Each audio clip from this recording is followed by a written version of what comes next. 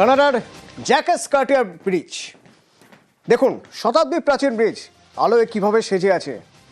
আচ্ছা, এই ব্রিজটা দেখে আপনাদের কোনো একটা ব্রিজের কথা মনে পড়ছে কি? কোনো মিল খুঁজে পাচ্ছেন? হ্যাঁ, ভালো করে দেখুন, আমাদের হাওড়া ব্রিজের সঙ্গে মিল খুঁজে পাবেন। আর তাই এবার আমাদের হাওড়া ব্রিজকে ওই জ্যাকাস কার্টিয়ার ব্রিজের মতো আলোয় আলোয় সাজানো হবে, আলোর খেলা হবে হাওড়া ব্রিজ জুড়ে। কবে থেকে কিভাবে হবে, আবার বিশেষ বিশেষ দিনে বিশেষ বিশেষ রকমভাবে আলোয় সেজে উঠবে হাওড়া ব্রিজ। প্রতিদিন আলো যাবে বদলে। আবির রয়েছে আমার সঙ্গে। আবির, কি পরিকল্পনা?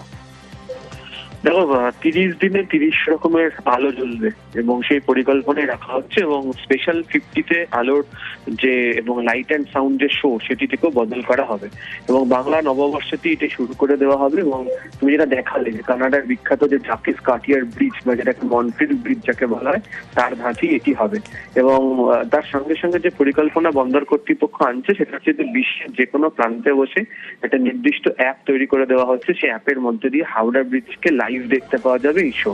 ইতিমধ্যেই গঙ্গা বা আমাদের এখানকার যে হুগলি নদী, যা NW1 এর অন্তর্গত, সেই NW1 এর মধ্যে ইতিমধ্যেই আমরা জানি যে বিভিন্ন রকমের পরিকল্পনা কেন্দ্রীয় সরকারের তরফ থেকে নেওয়া হচ্ছে এবং সেখানে পরিবহন সঙ্গে পর্যটন মন্ত্রক, শিপিং যারা রয়েছেন তারা প্রত্যেকের সঙ্গে সংযুক্ত হচ্ছেন এবং তারাই চাইছেন যে হাওড়া ব্রিজ কিভাবে তারা নিয়ে আসবে এবং যে বর্তমান যে আলো রয়েছে সেই আলো সম্পূর্ণ বদল শুরু হচ্ছে এবং নতুন যে আলো সেটা অনেক বেশি উজ্জ্বল, দীর্ঘ সময় ধরে দেখতে পাওয়া যাবে এবং লাইট অ্যান্ড সাউন্ড শোতে হচ্ছে প্রত্যেক দিন নতুন নতুন রকম ভাবে তারা নিয়ে আসবেন।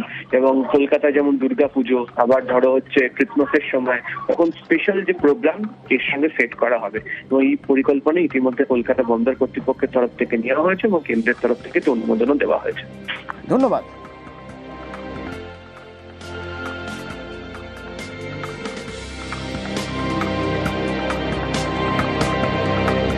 इस डायनेमिक इल्यूमिनेशन में आपके स्केलेटन, प्रोफाइल और वॉल्यूमेट्रिक लाइटिंग कवर्ड है।